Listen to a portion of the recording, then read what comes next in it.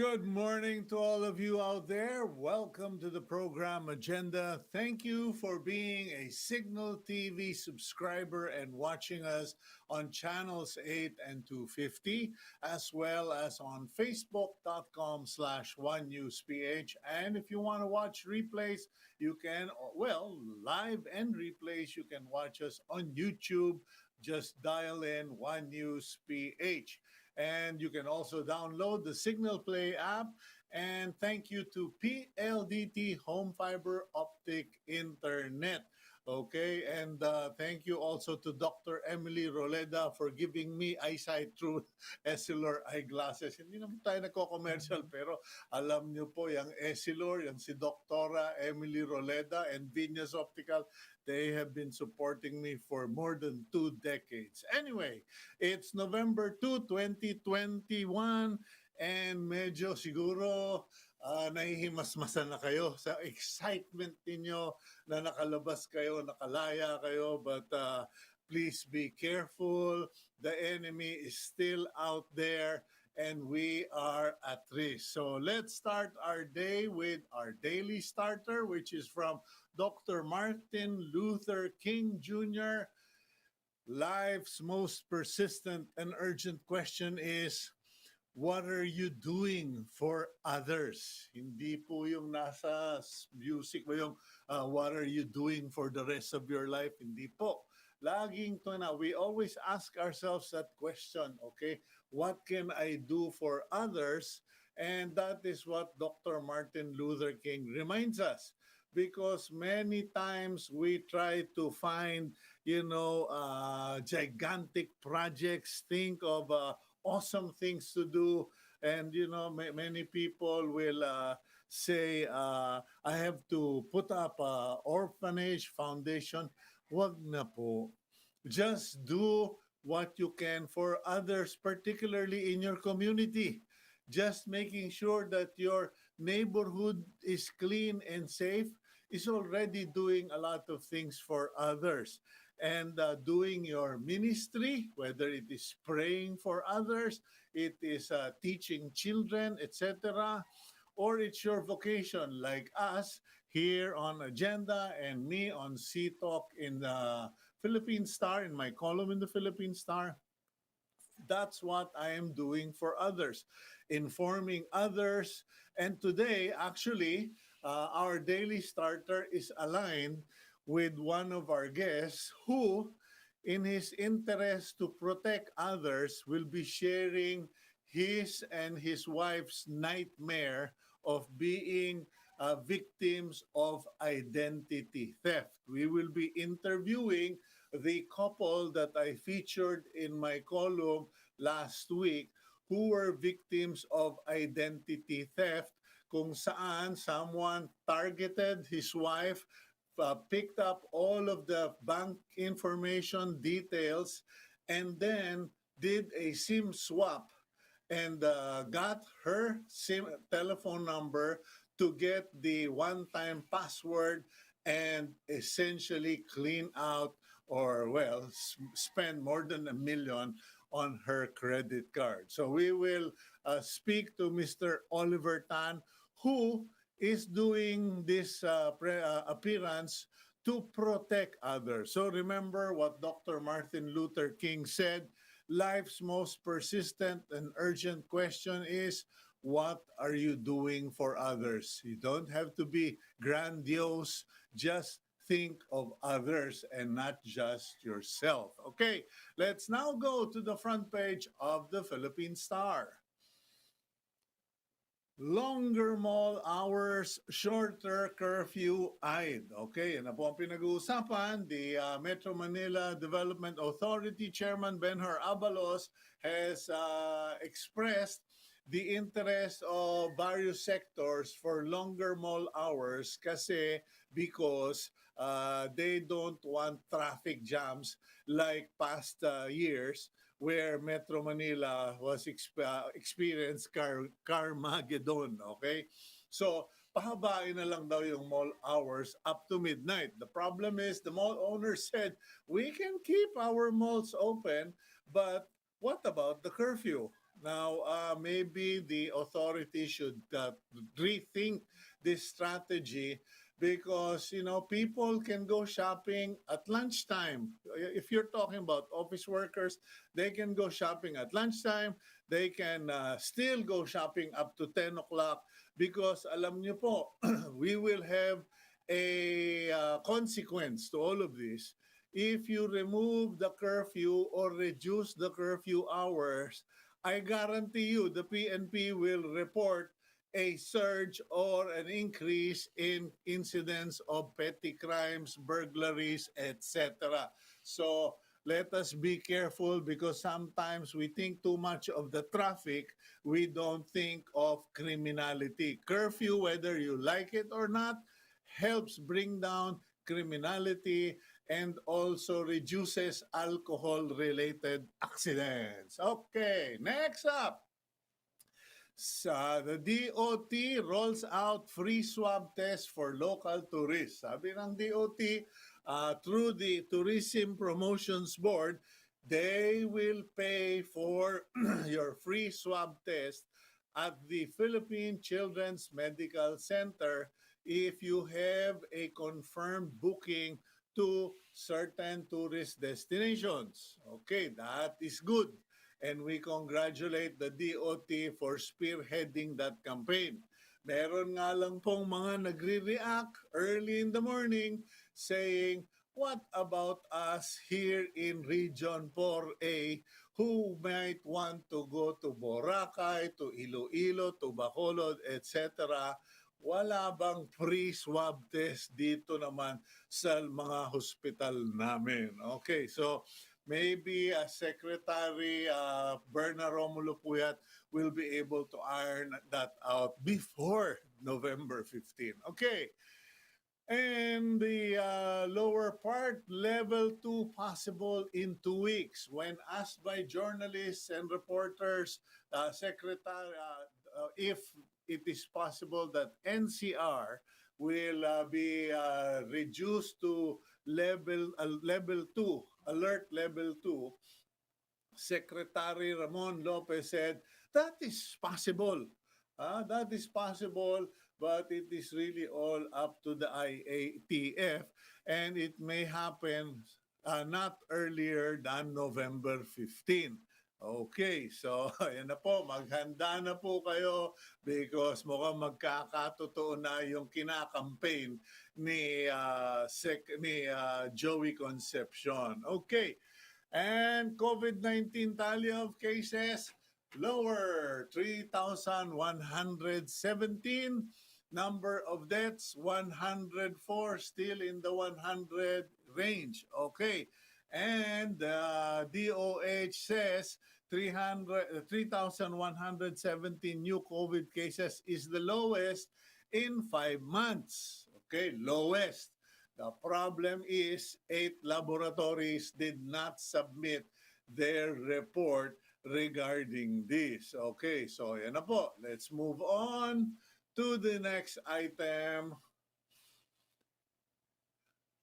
And you have that. Medyo yan. Okay, yung sinasabi ko. Sabi ng DOH, 3,117 lowest in 5 months. Pero, okay, 8 laboratories did not submit their results. Ayan.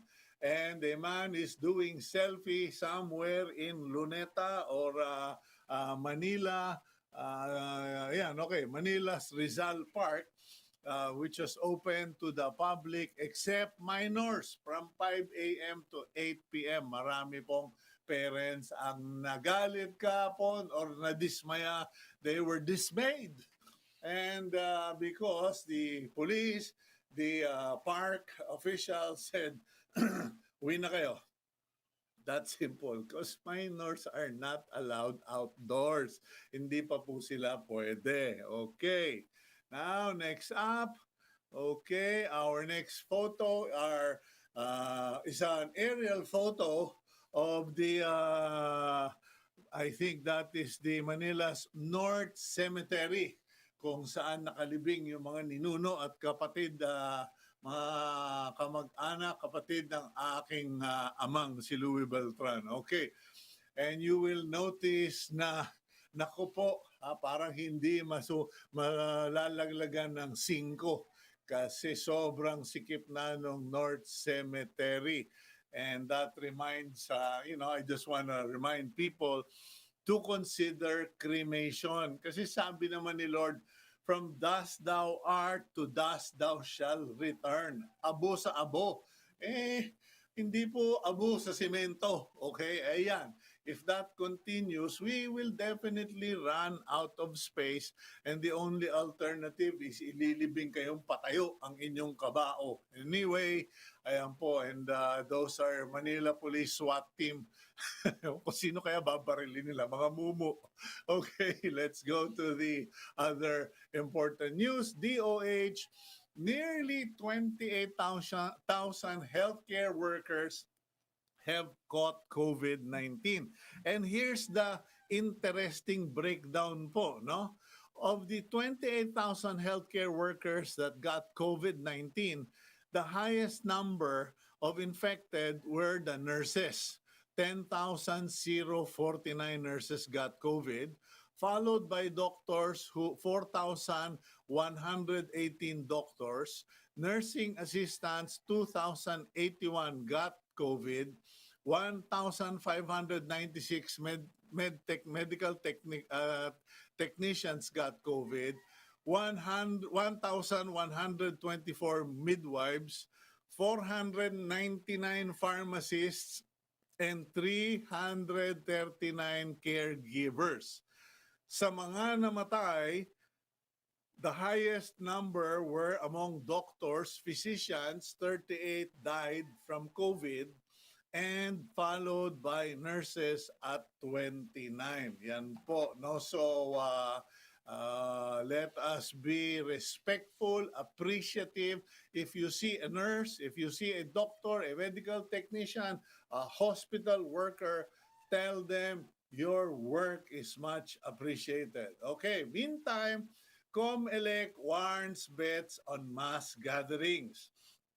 The Commission on Election has issued a warning, or has made the statement to politicians or candidates in the next election to be mindful of the mass gatherings they are generating because of COVID-19 and because of health hazards. The problem here is a statement means nothing. Like somebody in Malacanang said, that's just a piece of paper. In the same manner, the statement of COMELEC is just, okay, sabi nga nila, laway lang yan. The COMELEC needs to be a little more proactive if they are actually allowed. Otherwise, wala, nagsasayang lang kayo ng laway. Okay, moving on. Let's go to the other news in the papers. And of course, some hospitals to disengage from PhilHealth. According to the Private Hospitals Association of the Philippines, Inc., or PHAPI, the hospitals, some private hospitals in the NCR, Iloilo, Cagayan Valley, Gensan, are already considering not to enroll with PhilHealth or to recognize PhilHealth in their facilities starting next year. According to Rene De Grano, the spokesperson for PHAPI. Okay, ayan po, no? Ika nga, reminds me of someone who is, it's like domestic quarrel. Sige, uwi ako sa nanay ko. I'm going back to my mother. I'm going back. Every time they disagree, I'm going back to my mother. One of these days, that person will say, go. Okay. And finally, government awaiting LGU protocols before jabbing kids 5 to 11. Okay, Secretary Carlito Galvez says they want to inoculate or vaccinate all children from 5 to 11. But the local government units need to have a plan, a safety protocol on how they will implement this on the ground because it is not Galvez, it is not the IATF who will do it. It will all be under the supervision of LGUs who need to have a plan or a system. And included to that, the government or Secretary Galvez said they want to see what the experience of the United States turns out to be. Because the US has already undertaken the inoculation of children 5 years old to 11 years old. Okay. And once those two things come, they will also need the dossier or the report of Pfizer. Okay, Pfizer is the company that produces the vaccines. That is the primary choice for inoculating children 5 to 11. So once those three requirements are met, then the IATF will need a few more weeks to figure everything out and then implement the inoculation program. Best case scenario seems to be that this will happen sometime December or 2021 or January 2022. Okay, so before we end, I just want to also remind our friends, tumaas na po ang presyo ng LPG by 3 pesos per kilo. So if you buy an 11 kilogram tank, so it's plus 33 pesos. And some people are now resorting to firewood, burning their scraps, etc. So learn to cook wisely. Huwag muna po vote wisely. Kasi si Wisely hindi pa yata nagpapile ng candidacy. Learn to cook wisely. And also warning to people, be vigilant. Kasi dito po sa Batangas, I don't know what the authorities and the PNP are planning to do. But yesterday, there was a report in the Philippine Star that 7 people were kidnapped in the town of Laurel and 1 in Lemery. Hindi ko po alam kung ito po ay drug-related, lab-related, or sabong-related. But those are the top 3 reasons people are being kidnapped nowadays. So, hinahanap pa ng mga kapulisan yung mga may kagagawan. Okay. So, let's now move to the main topic for today. Our agenda for today is about identity theft. I received an email from my mailbox requesting that the story be printed in Cito concerning how a housewife or a businesswoman was targeted for identity theft and SIM swap that led to her credit card being used or her bank details being used to get money from her account or to use her account to get money somewhere or purchase something and send somewhere. Okay, so let's bring in our guest. The first one is Mr. Oliver Tan, Director of Megawide Construction Corporation, who is the husband and the person who contacted me to print the article or the narrative regarding the identity swap.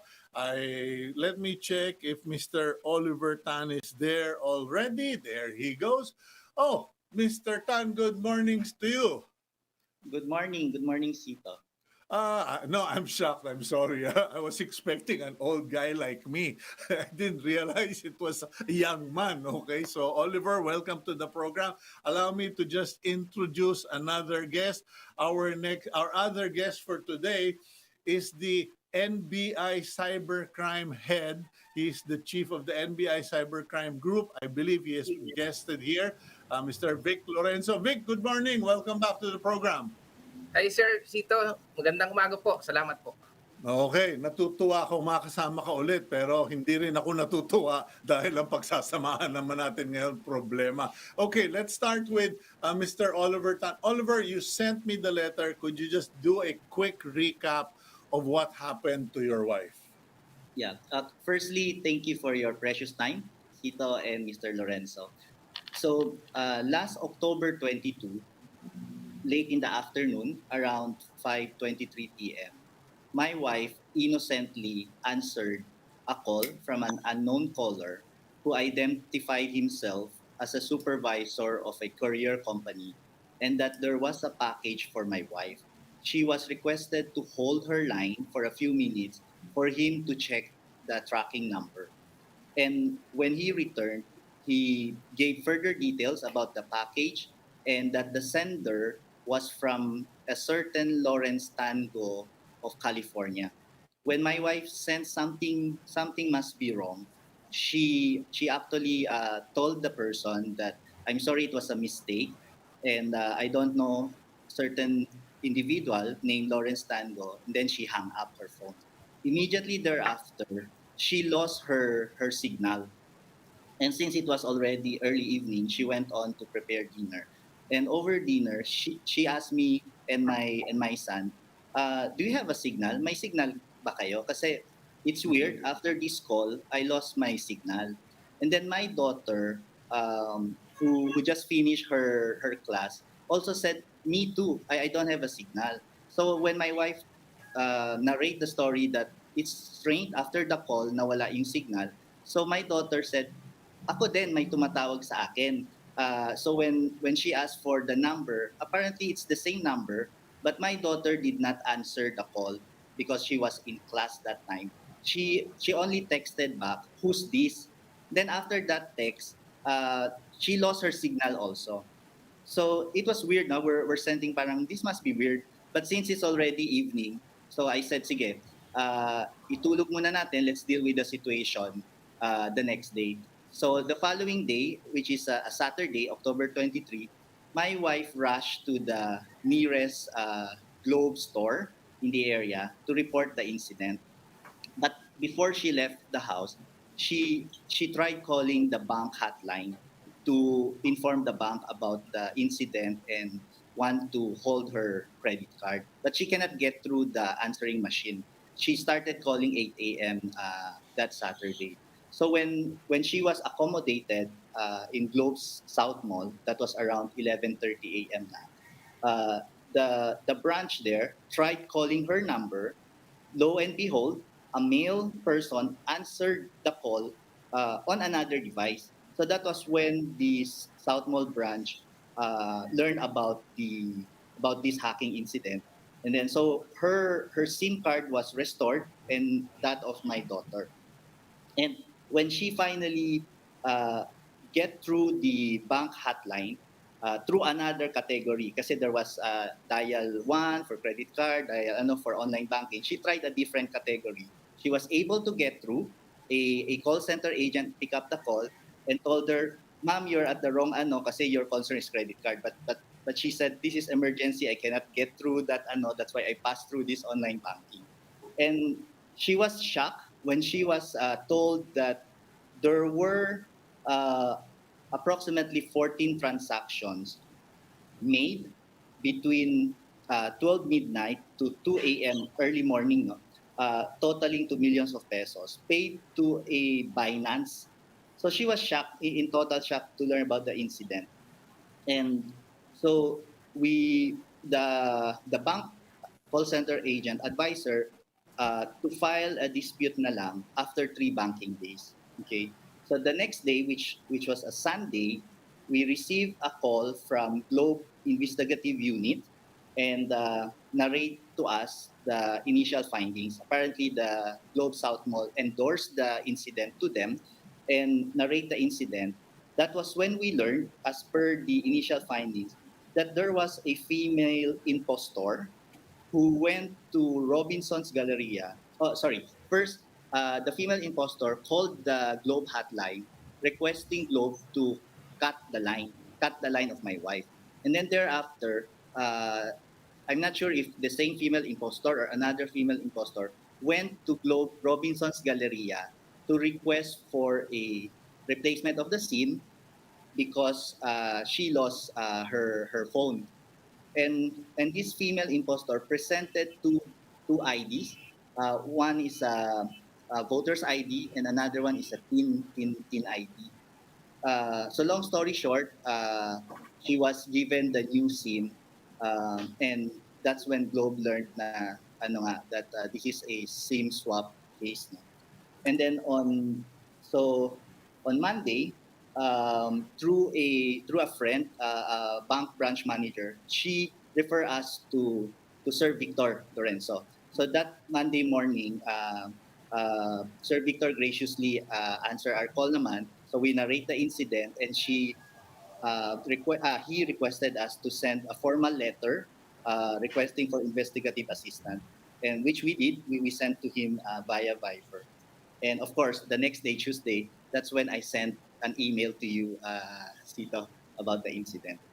Okay, just for the record, ladies and gentlemen, we invited representatives and officials of Globe Telecoms and Metrobank, and Globe Telecom will be joining us on the program on Friday kasi hindi po available yung kanilang officials, but someone will be joining us on Friday because when Oliver Tan emailed me, the first thing I did, because sorry, I don't know Oliver Tan personally, I have no way of confirming, I called up Globe to find out whether or not this is a verified report, if this is an actual incident. And the Vice President for Corporate Communications of Globe, Yoli, told me that yes, we have received the complaint and we are already investigating. But of course, because it is being investigated, they could not share with me the details. So I simply rolled it out. Now, let me ask our expert, okay, on cybercrime.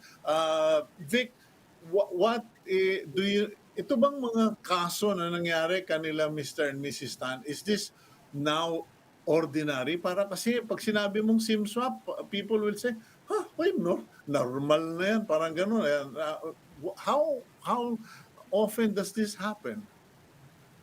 Sir, noong nagkaroon tayo ng pandemic, nagkaroon tayo ng increase ng SIM swap. Kasi nga, naka-lockdown tayo, madaling puntahan ng mga scammers yung publiko or yung intended victim nila doon sa residence.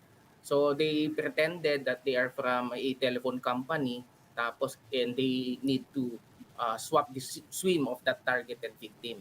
Kaya lang nagkaroon ng ano yan, sir, nag-subside yung issue na yon because of the arrest that the law enforcement made.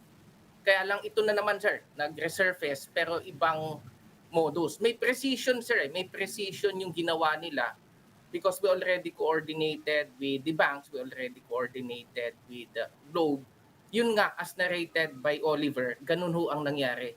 Pumunta yung scammer sa Globe, she requested for a change in SIM, yung sa SIM niya, sa phone. Alleging na nawala yung phone niya and she will need a replacement SIM bearing the same number. So, at that time, nung naka-receive yung wife ni Oliver ng call, that was the time na tinatawagan ng Globe yung wife ni Oliver to confirm kung talagang hindi na activated, wala na yung SIM, it's not working. Totoo nga naman, they were not able to get through kasi nga busy. Kausap nung wife ni Oliver, yung scammer. At pagkatapos niyan, sir, so Globe just asked for two supporting identification cards and affidavit of loss. Yun ang pre-provide ngayon nung scammer, the one who stole the identity of the wife of Oliver, kaya nagkaroon ng reissuance ng SIM card bearing the same number. Kasi kailangan nila yun, sir, yung SIM na yon. So when they make online purchases, the OTP, yung one-time PIN, will be sent doon sa SIM card, new SIM card, inserted in a new device.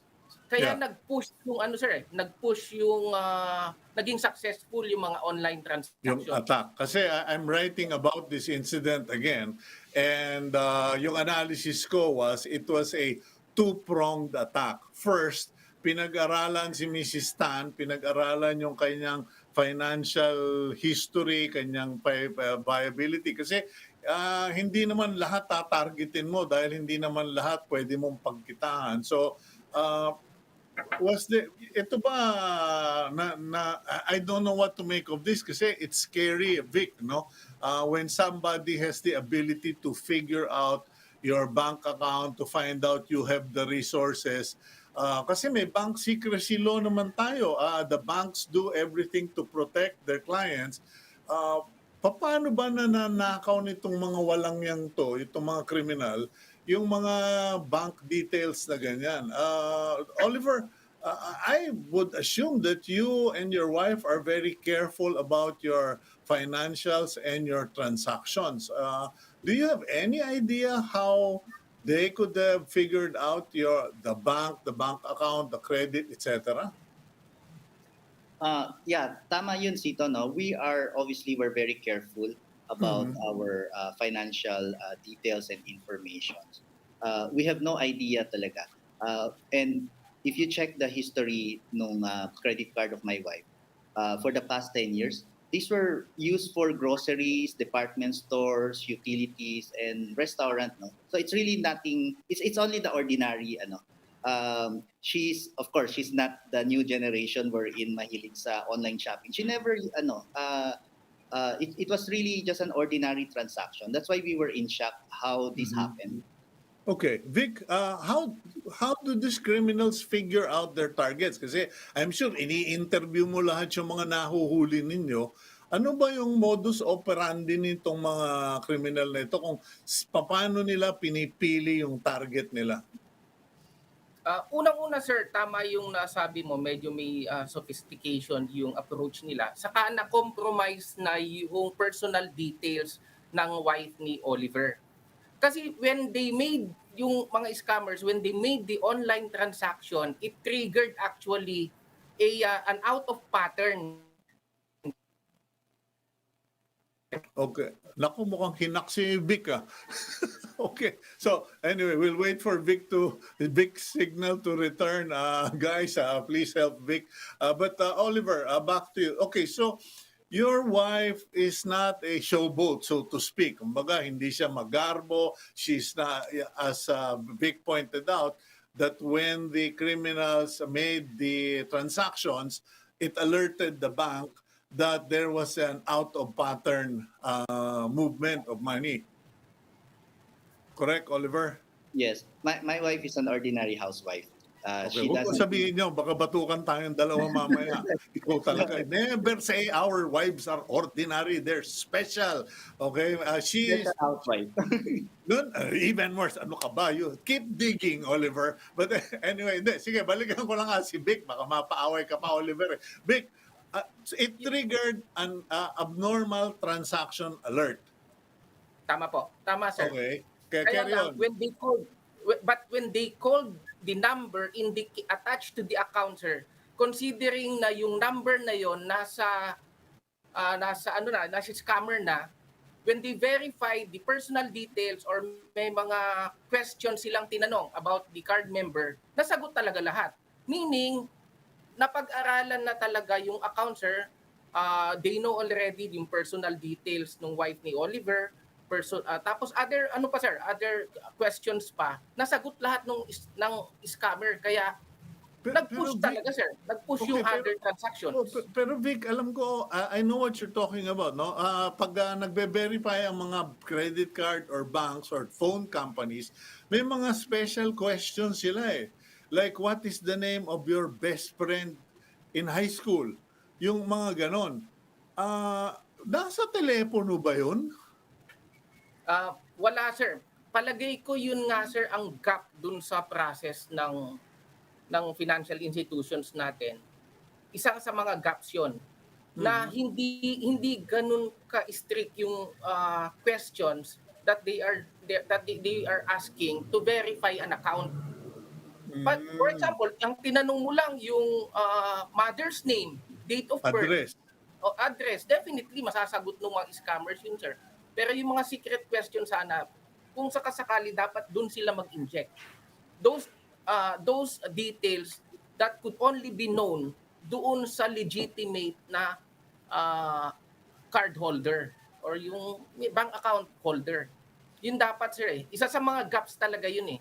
Okay. Ang gap naman, sir, sa telephone company is that hindi nila ma-verify kung activated pa yung account. Pwede naman sigurong technically ma-ping nila, sir, to determine kung activated pa yung isang SIM. Hindi na lang sila nag-rely na hindi nila matawagan kasi busy yung line. Mm. Inano na nila yung secondary protocol na nila na humingi na lang ng ID na na-present Pero naman. hindi, pero kasi naman ang presentation ng criminal is nawala yung telephone ko eh. So, anong ma-accomplish by checking if the original SIM card was still active or not? What is the objective, Vic? Kasi sir, di ba physically in custody yung wife ni Oliver dun sa phone.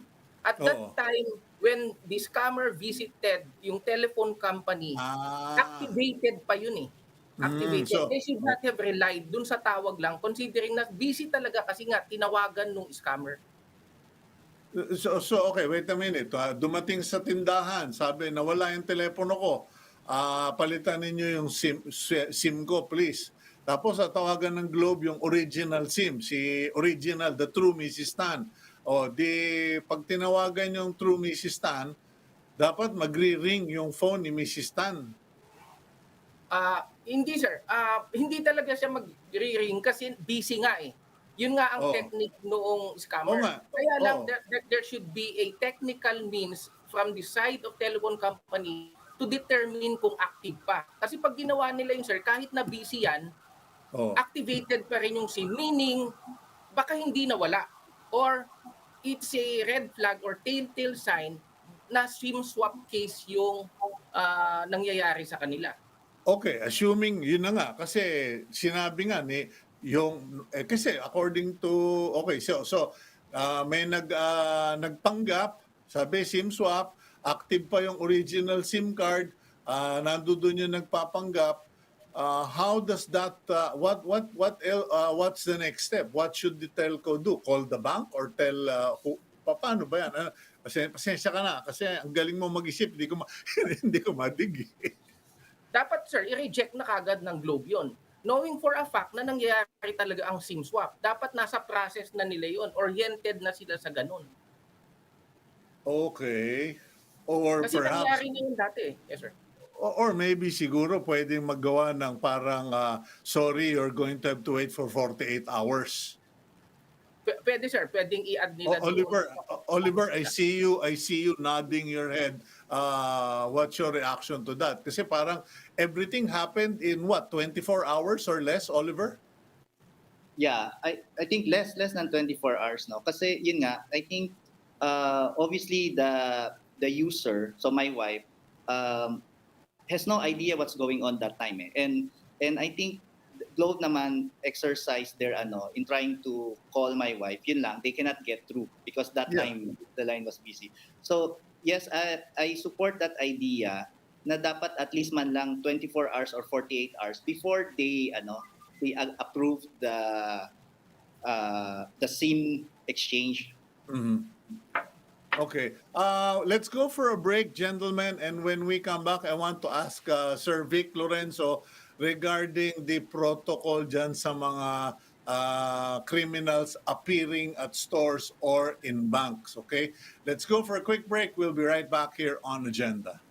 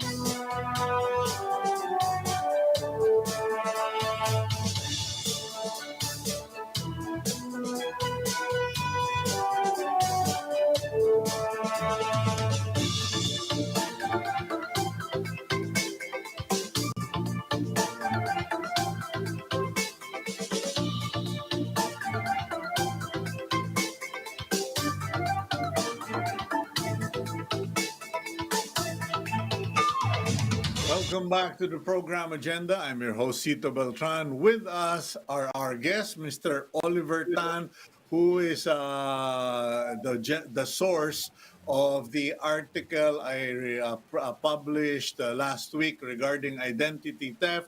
And assisting us on this issue or this topic is the director of the NBI Cybercrime Group, Vic Lorenzo.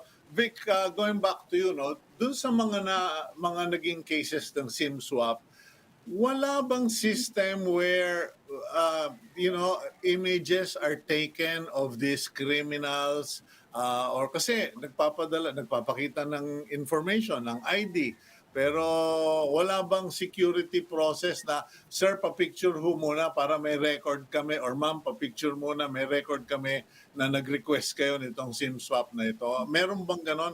Paano ba nyo nahuhuli ang mga criminal na yan? Sir, ang challenge kasi natin ngayon, we are required to wear face mask. Kaya sir, minsan, yun talaga ang nagiging excuse nila. In fact, kinapitalize nila yon. Mhm. Sir, ang ano lang naman namin, commitment lang naman namin yung lahat naman sila, sir, mahuhuli. Sooner or later, mahuhuli sila, sir. Alam mo kung bakit? Hindi sila titigil. Hindi sila titigil. At pag kami nakahuli, sir, madami kaming information na nalalaman tungkol doon sa modus operandi nila, on how they operate, sino ang mga members, and how they actually target individuals. Okay, but what is the profile of these people, Vic? Kasi ano ba ito? Are these petty criminals or is this organized crime? Kasi parang napaka-sophisticated na. Inaral muna si Mrs. Tan, and then after aralin si Mrs. Tan, pumunta sa Globe, nag-apply ng SIM swap habang may tumatawag kay Mrs. Tan at saka doon sa anak ni Mrs. Tan. Kasi clearly, they didn't know which number is the right Tan to block, so they blocked both. So habang tinatight guarding nila, they kept the lines busy so that Globe could not check them, and then nagkaroon na ng SIM swap. Parang hindi yata ito trabaho ng mga kanto boy, pare ko. Sir, you will be amazed how young yung mga hackers that we have arrested. Napaka-ano nila, sir they really find ways. Considering na yung lockdown, sir, ang daming na-cultivate na mga individual hackers who are collaborating right now with other young hackers. Natututo sila, sir, and they were able to develop yung mga hacking tools, phishing sites. Kasi nakaupo sila, hindi sila makalabas, sir. And considering na lahat naka-online. Profile, Economic status, age, education. Ang basic, sir, ng mga hackers na for those people who are responsible in getting personal information, hacking into our system, at the same time, doing phishing sites, doing phishing tools. Yeah. Ano lang, sir, ang common denominator lang nila, sir, is that they are either IT students or IT graduates. Okay, common. Yun ang common. Economic level. Alam nyo, mga kaibigan, nagtataka kayo, bakit pa Sito ang kulit mo, economic level? Kasi alam po ninyo, many of us only think, or always think that the criminals are from the poor side of town. But in recent times, we have discovered that many of those selling drugs, doing the hacking, etc., are rich kids. So I just want to be able to give our viewers an idea. Vic, anong klaseng mga bata ito? IT students, IT graduates, what else? Ang sa class ng society, sir, wala na wide range na, sir. Either you are poor, rich, sa middle class, lahat, sir lahat. Remember, sir, hindi lang naman kasi triggered yan ng Hindi triggered yan ng financial gains. Mhm. Sometimes it is triggered by curiosity. Yeah, but the Tans are not ordinary people. I'm in the article I'm writing based on the profile of the Tans. 20% of the population of the Philippines are potential victims to these people. Tama yun, sir. I'm talking about yung hacker, sir. Hacker's Oh, profile. okay. Sa atin, ang victim, sir, wala na. Before, ang love scam, they will target a certain age bracket. Pero ngayon, sir, hindi na eh. Ngayon din sa scams, yung mga credit card fraud, bank fraud, ganyan, they are targeting all individuals regardless of age. Kasi lahat tayo may access sa credit card, lahat tayo may access sa financial data natin. Lahat tayo are online right now. So wala na silang pinipili kung sino lang ang may potential target victim nila, and they will go for it.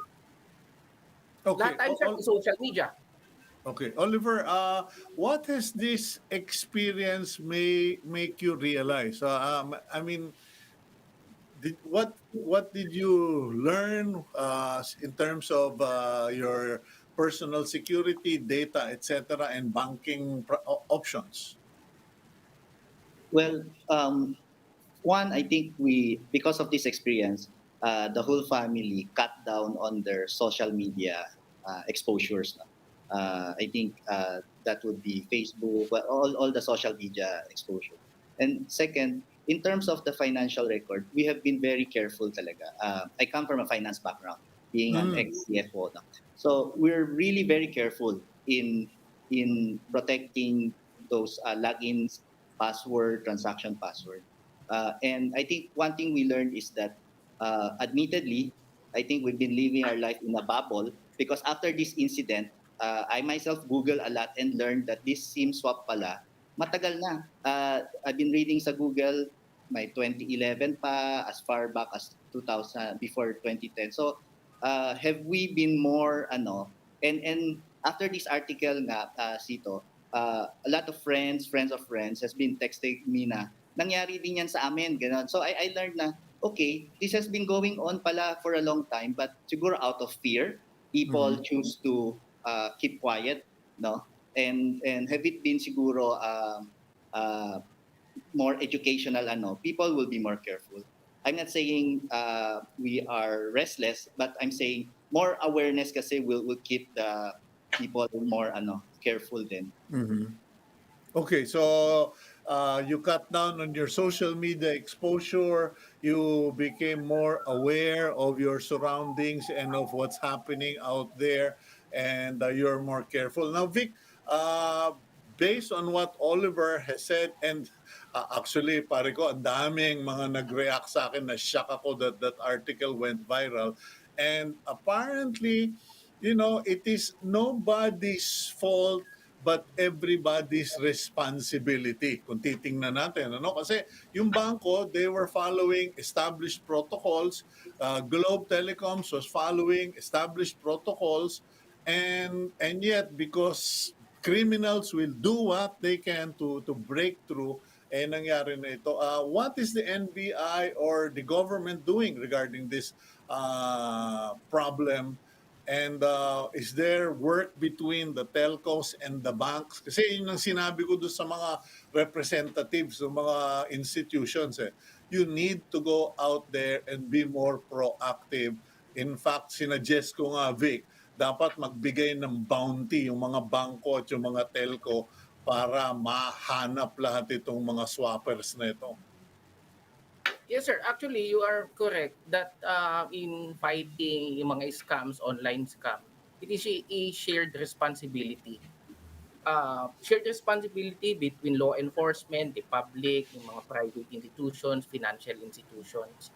We are in constant coordination with the bank, sir, even with the Mhm. telephone companies.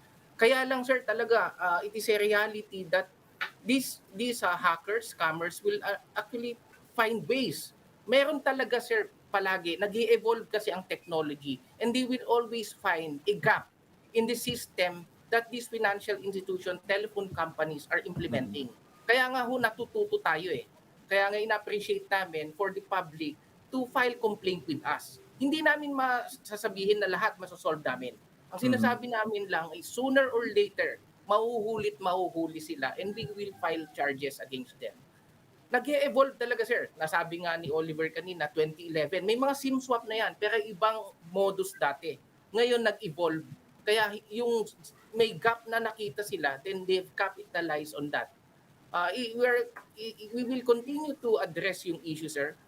Alam namin kasi, sir, talagang madaming mga scammers ngayon. And hopefully, sir, mag-subside na naman yung mga scams, online scams natin.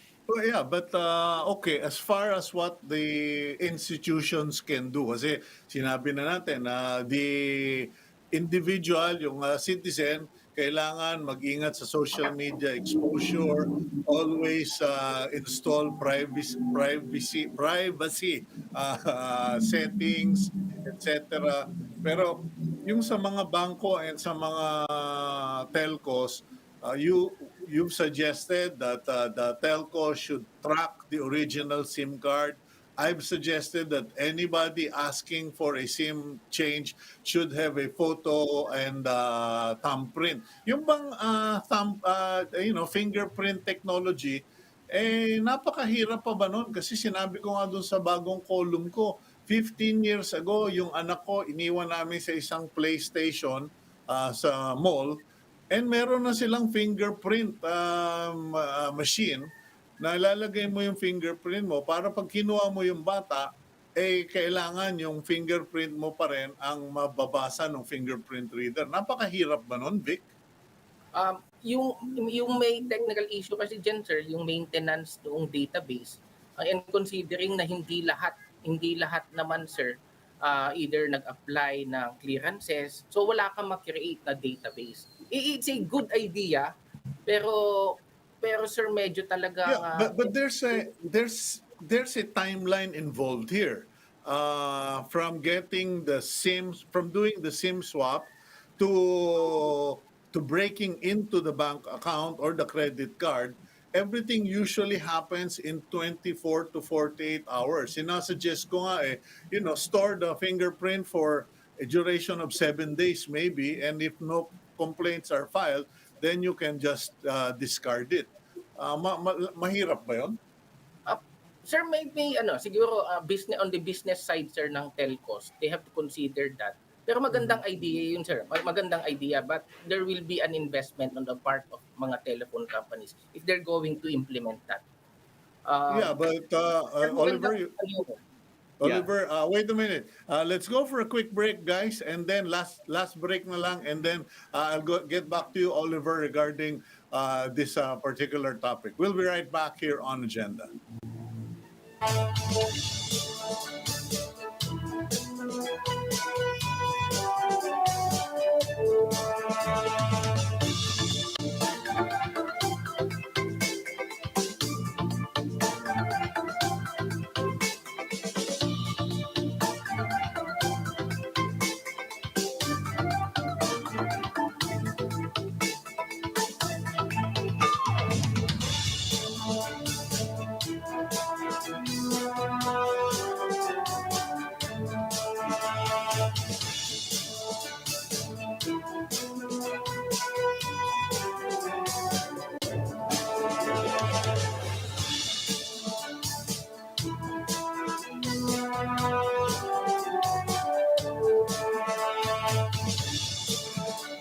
Okay, welcome back to the program Agenda. Let me read. Okay, gentlemen, Oliver and Vic, welcome back to the program.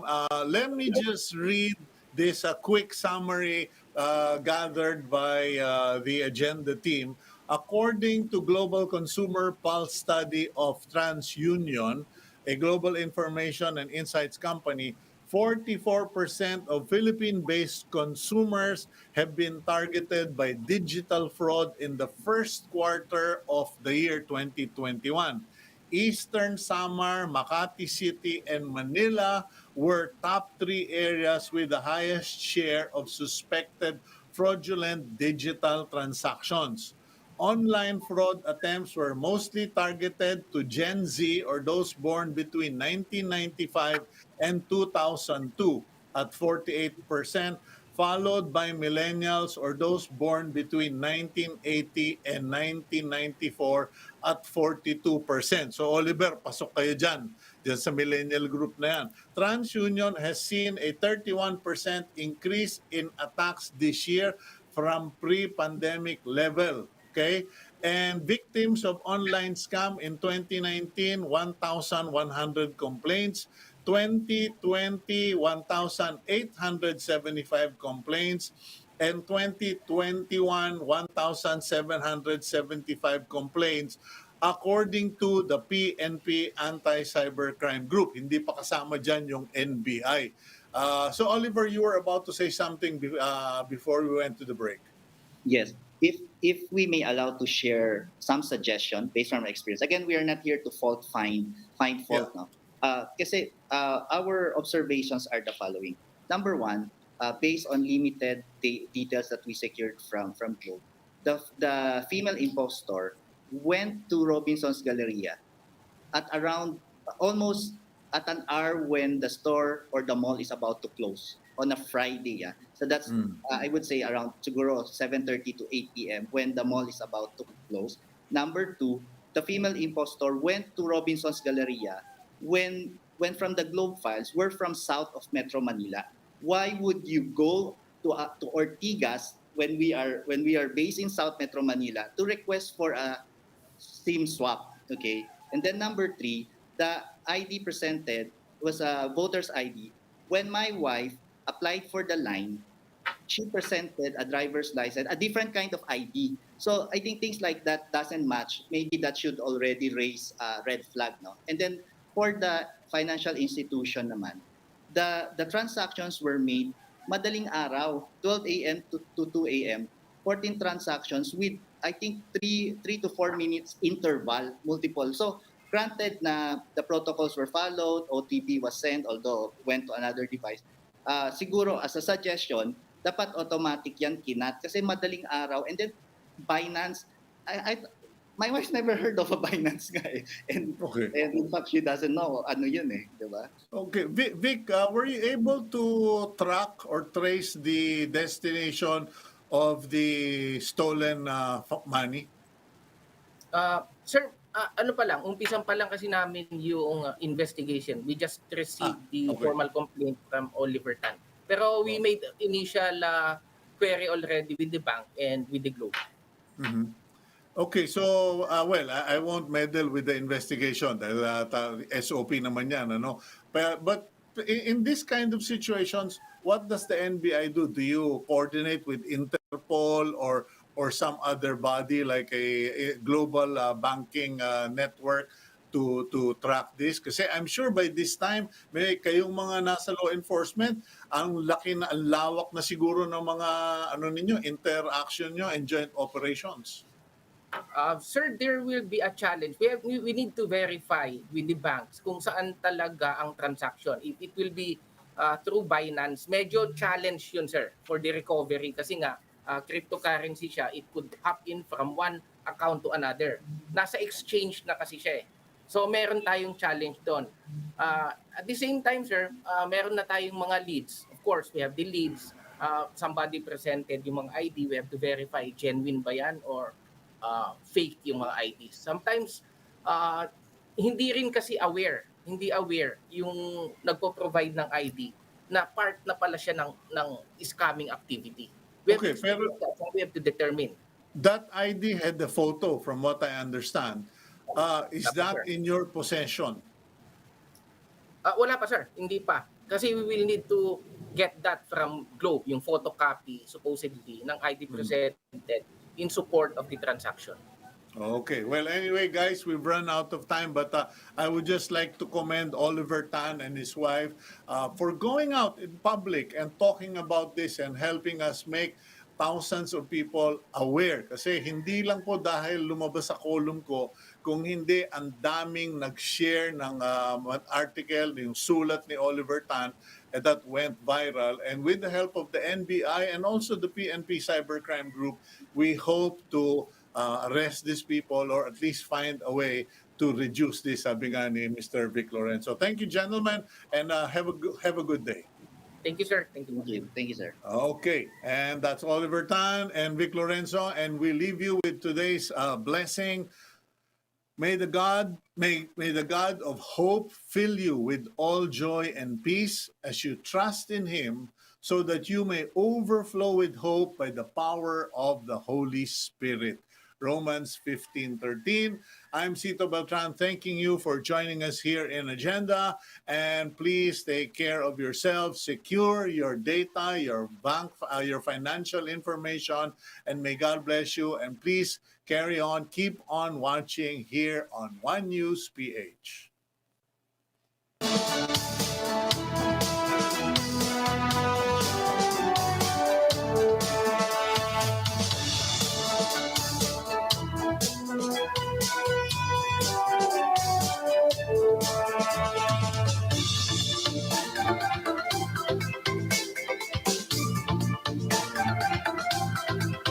Two, three, four, five, six, seven, eight, nine, 10.